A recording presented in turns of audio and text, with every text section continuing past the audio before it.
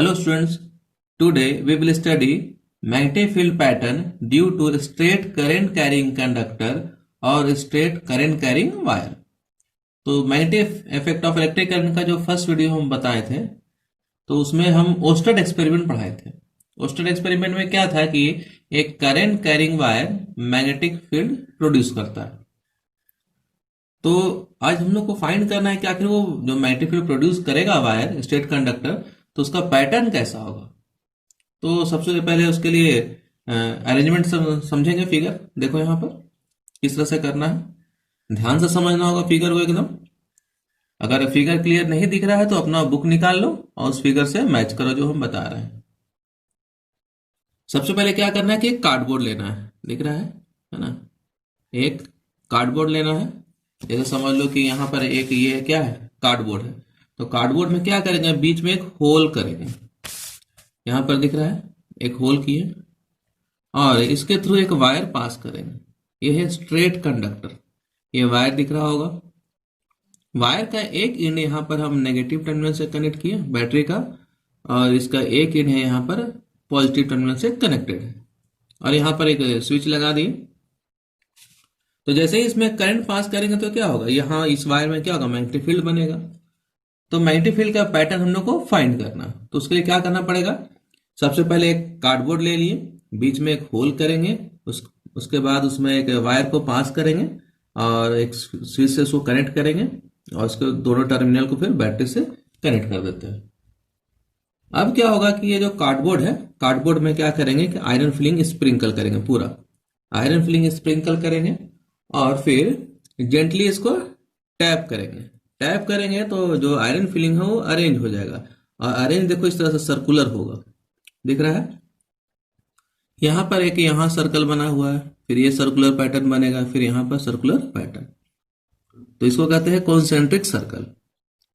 काहे कि देखो ये सर्कल है, इसका सेंटर ये है, ये सर्कल है, इसका सेंटर ये वायर पर है, इसका भी सेंटर क्या है, यहीं पर। तो तीनों का क्या है, कॉमन सेंटर है।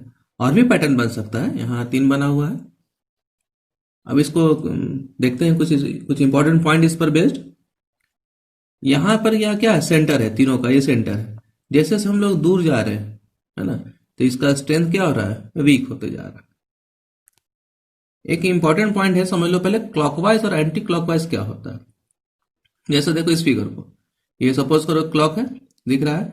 तो अगर इस तरह से हम लोग घूमते हैं, है ना, तो क्या हो गया, क्लॉकवाइज। और इस फिगर को देखो, अगर इस तरह से घूमते हैं तो क्या होता है, एंटी क्लॉकवाइज, दिख रहा है। तो इसको क्लियर रखना, क्लॉकवाइज और ये क्या है, एंटी क्लॉकवाइज। तो यहां पर देखो जब करंट अपवर्ड है, दिख रहा है, जब करंट यहां पर अपवर्ड है तो जो मैग्नेटिक फील्ड है वो क्या है, एंटी क्लॉकवाइज, दिख रहा होगा, है ना। देखो ध्यान से, एंटी क्लॉकवाइज, देखो यहां पर लिखो एंटी क्लॉकवाइज। और जब करंट यहां पर डाउनवर्ड रहेगा तो फील्ड कैसा बनता है, क्लॉकवाइज बनता है।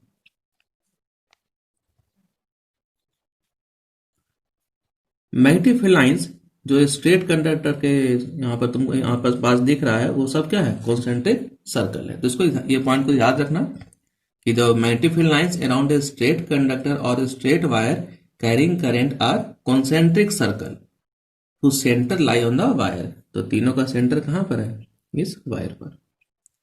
नेक्स्ट पॉइंट नोट है, ध्यान रखना उसको, कि अगर हम लोग मैग्नेटिक फील्ड का स्ट्रेंथ को बढ़ाना चाहेंगे तो कैसे बढ़ेगा।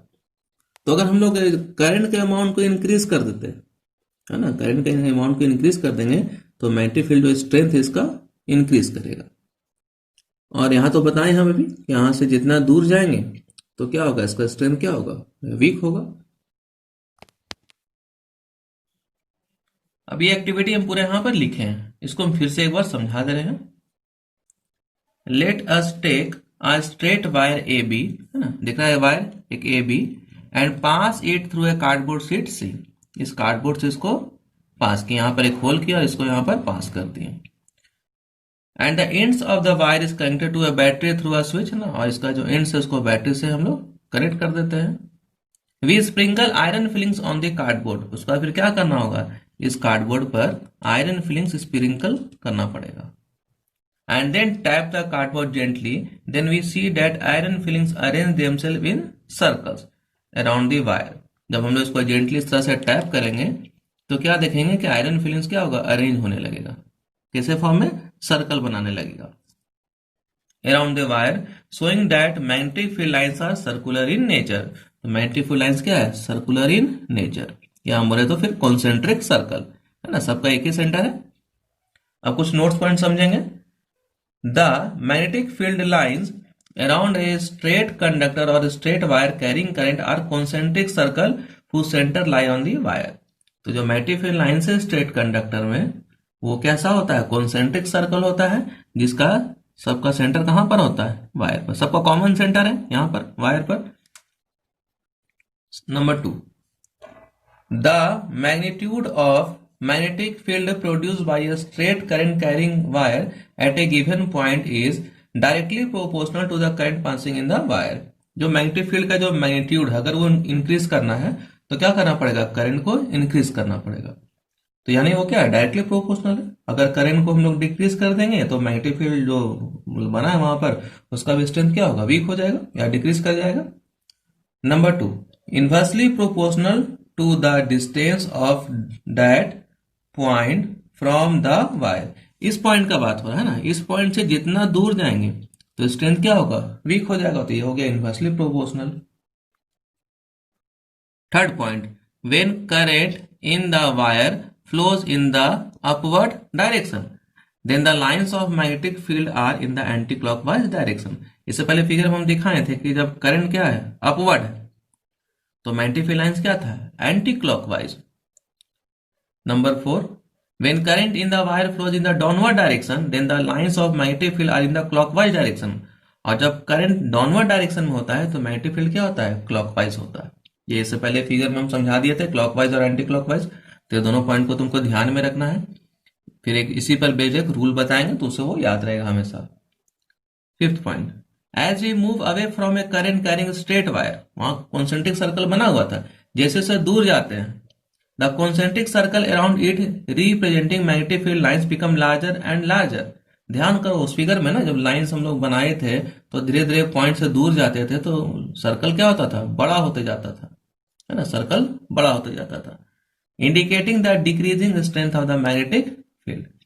और वो क्या इंडिकेट करता है कि मैग्नेटिक फील्ड वहां पर क्या हो गया, इससे उसका स्ट्रेंथ है वो क्या हो गया, डिक्रीज कर गया। एक बार इसको हम फिगर से दिखा देते हैं फिर से।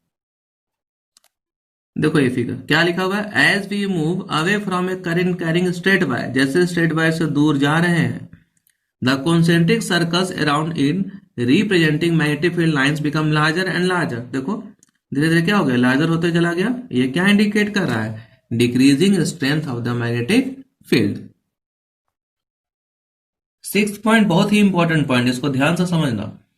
If the direction of current is known, अगर तुमको स्ट्रेट करंट कैरिंग कंडक्टर है और करंट का डायरेक्शन पता है, then the direction of magnetic field produced by a straight wire carrying current can be obtained by using Maxwell's right hand thumb rule. ठीक है, अगर स्ट्रेट कंडक्टर है जिसमें करंट फ्लो कर रहा है और अगर तुमको करंट का डायरेक्शन पता है तो तुम मैग्नेटिक फील्ड का डायरेक्शन बता सकते हो। किस रूल से, Maxwell's right hand thumb rule. बहुत ही इंपॉर्टेंट क्वेश्चन है, इसमें बहुत क्वेश्चन आता है और इसको फिर स्टेटमेंट में लिखने आएगा कि क्या है Maxwell right hand thumb rule. तो इसको हम समझाते हैं, ध्यान से देखना। सपोज करो कि एक स्ट्रेट कंडक्टर है, ठीक है, इसको इस तरह से रखेंगे तो ये दिखा रहा है डायरेक्शन ऑफ करंट, दिख रहा है, ये है डायरेक्शन ऑफ करंट। मान लो करंट का डायरेक्शन क्या है, अपवर्ड है। तो अगर हम फिंगर मेरा देखो ध्यान से, तो ये फिगर जिधर इंसर्कल करेगा, ये कर्ल होगा, जिधर कर्ल होगा वही क्या होगा, मैग्नेटिक फील्ड का डायरेक्शन। तो देखो जब करंट अपवर्ड है ना, जब करंट अपवर्ड है तो मैग्नेटिक फील्ड का डायरेक्शन क्या हो रहा है, देखो ध्यान से, एंटी क्लॉकवाइज, दिख रहा है, ये किधर कर्ल कर रहे हैं, एंटी क्लॉकवाइज। ठीक है, फिर से एक बार देख लो। When current in the wire flows in the upward direction then the lines of magnetic fields are in anti clockwise। तो यहां पर हम लोग फिंगर को कर्ल कर रहे हैं, अगर देखो ध्यान से तो ये क्या है, एंटी क्लॉकवाइज। और इसका अपोजिट देखो ध्यान से, अगर करंट क्या है यहां पर डाउनवर्ड है तो फिंगर इन सर्कल देखो कहां पर कर रहा है, ये क्या है, क्लॉकवाइज। यही है Maxwell right hand thumb rule. इसका स्टेटमेंट हम समझाते हैं। इस फिगर को ध्यान से देखो, ये है स्ट्रेट कंडक्टर, दिख रहा है, थंब पॉइंट कर रहा है डायरेक्शन ऑफ करंट, यहाँ पर एरो साइन है। अगर फिगर नहीं दिख रहा है तो बुक अपना ओपन करो और वहां से देखो, यहाँ पर ये है करंट का डायरेक्शन अपवर्ड। तो इसका फिंगर इन सर्कल किधर कर रहा है, देखो क्या है ये, एंटी क्लॉकवाइज, इस तरह से। देखो ध्यान से, according to Maxwell's right hand thumb rule, imagine that you are holding the current carrying wire in your right hand so that your thumb points in the direction of current. Then the direction in which your finger encircle the wire will give the direction of magnetic field lines around the wire.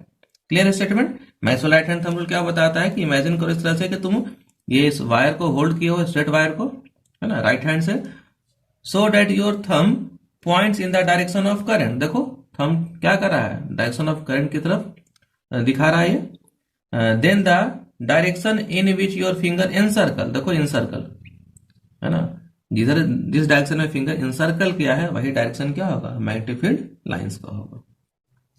तो यहां पर clear हो गया कि जब current upward है तो magnetic field lines क्या होता है, एंटी क्लॉकवाइज, और अगर जब करंट डाउनवर्ड होगा तो जो मैग्नेटिक फील्ड लाइंस है वो क्या होगा, क्लॉकवाइज। इसको अपने हाथ से तुम लोग चेक कर सकते हो। अब इसी पर बेस्ड है एक मैक्सवेल कॉर्क स्क्रू रूल, ठीक है। तो यहां पर हम लोग करंट के डायरेक्शन से बता दिए थे मैग्नेटिक फील्ड। अब मैक्सवेल कॉर्क स्क्रू रूल क्या कहता है, देखो ध्यान से, इसको समझना है अच्छे से, दिख रहा है, क्लियर है, देखो ध्यान से, है ना। मैक्सवेल कॉर्क स्क्रू रूल इसी से हम लोग समझ सकते हैं। तुम लोग ध्यान से देखना यहां पर कि करंट का डायरेक्शन, अगर देखो यहां पर ये ऊपर है, करंट का डायरेक्शन अगर नीचे हो, है ना, करंट का डायरेक्शन अगर नीचे हो तो मैग्नेटिक फील्ड कैसा होना चाहिए, देखो क्लॉकवाइज, दिख रहा है। जब क्लॉकवाइज घुमा रहे हैं तो करंट कहां जा रहा है, डाउनवर्ड जा रहा है, देखो ध्यान से, दिख रहा है, डाउनवर्ड जा रहा है, देखा, डाउनवर्ड जा रहा है।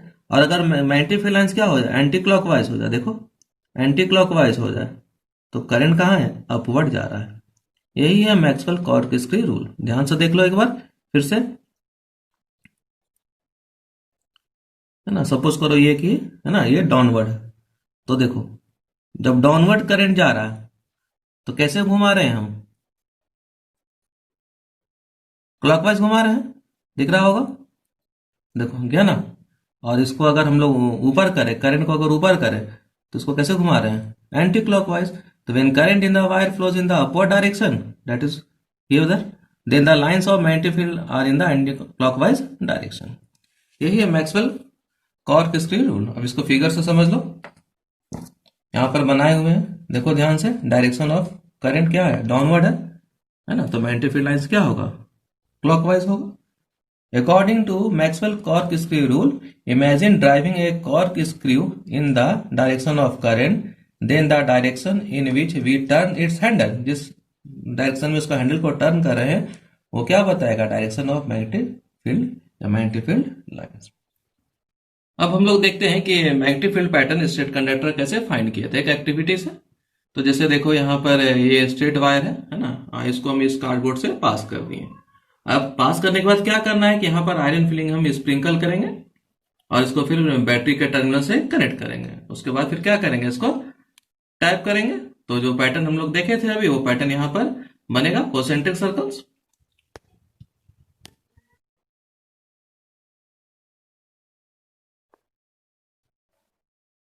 तो देख सकते हैं इसमें मैग्नेटिक फील्ड लाइन जो है वो सर्कुलर इन नेचर है।